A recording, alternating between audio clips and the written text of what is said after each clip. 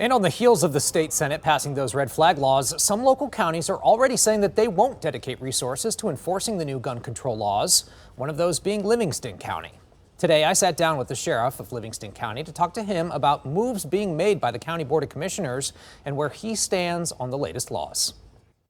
You know, I made it very clear early on where I stood on the whole Constitution thing. I was one of the first sheriffs that came out and said I was not going to enforce the mask mandates that the governor had overstepped her authority to continue. So there's really no question, or should be a question in the voters' minds, where I'm at. Livingston County Sheriff Mike Murphy says it's one of the beautiful things about the sheriff's office. They work for the public and they can vote him out if they disagree.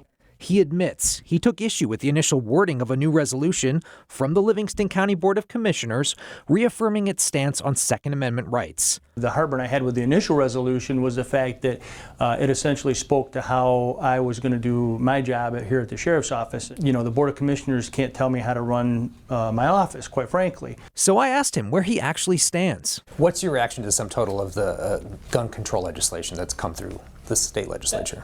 So as a sum total, I think it's a feel-good thing. As for the red flag laws, he's worried they'll violate people's due process. What's missing here, or what needs to be taken into account before you would ever consider going at someone based on red flags? So for me, it's going to be a true hearing that takes place in a court where both sides are heard. So what does he think could make a big difference? The biggest thing in gun control is mental health. It always has been. I reached out to State Representative Kelly Breen, one of the authors of the gun control legislation, for her reaction. You know what? I am so glad that so many people are behind improving our mental health system. And I'm going to hold them to that but this is not an either or situation.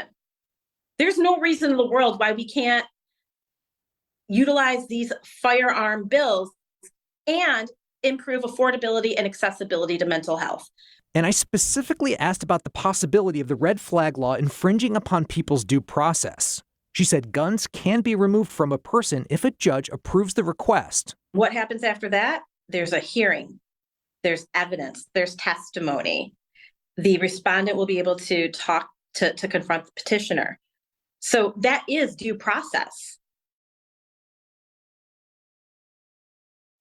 Now, as for Livingston County's Board of Commissioners trying to reaffirm their stance on the Second Amendment, Sheriff Murphy says that he would actually take it one step further and just call it a Constitution county, period. He says they'll do everything they can to affirm the state and U.S. Constitution, and they won't do anything against it.